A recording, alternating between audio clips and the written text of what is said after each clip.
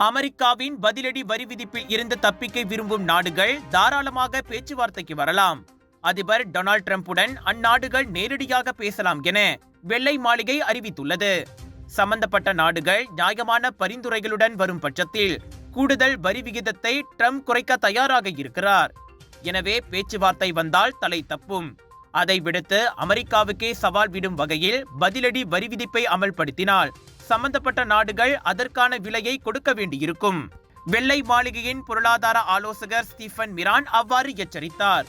உலக வாணிபத்தில் அமெரிக்கா கூடுதல் பலம் பெற்று திகழ்ந்தாலும் தயாரிப்பு துறையில் இன்னமும் சமசீரற்ற நிலையை காணப்படுகிறது. இதனால்தான் ஏராளமான நாடுகள் அமெரிக்க பொருட்களுக்கு உயரிய வரியை விதிக்கின்றன. இதனை இனியும் அனுமதிக்க முடியாது என்பதால் தான் இந்த கூடுதல் வரி விதிப்பு அறிவிக்கப்பட்டுள்ளது என்றார் அவர். சீனா உட்பட ஏராளமான நாடுகளுடனான வாணிப பேச்சுவார்த்தையில் ட்ரம்ப் ஏற்கனவே வெற்றி கண்டிருப்பதையும் மீரான் சுட்டிக்காட்டினார்.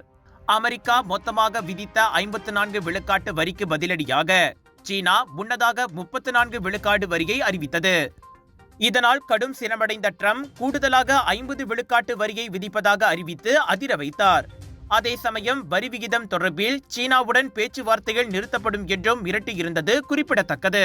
கெடா மக்களே, கலர்ஸ் ஆஃப் இந்தியாவின் பிரம்மாண்டத்தின் உச்சம் Kedah international Indian expo and viral food festival 9 to 13 April வரை வில்லேஜ் மால் சுங்கைப்பத்தானி கெடாவில் இதுவரை இல்லாத பிரம்மாண்ட ஷாப்பிங் திருவிழா மற்றும் 200க்கும் அதிகமான வெரைட்டிஸ் ஆஃப் ஃபுட், பானிபூரி, குனாஃபா, பஞ்சாபி ஸ்வீட்ஸ் என ரகம் ரகமாய் உணவுகள், wedding collection, sari collection, kids wear, accessories என திரும்பிய பக்கமெல்லாம் 100க்கும் அதிகமான சேல்ஸ் பூத்துகள் 80% டிஸ்கவுண்ட்ஸோடு வில்லேஜ் மால் சுங்கைப்பத்தானி கெடாவில்.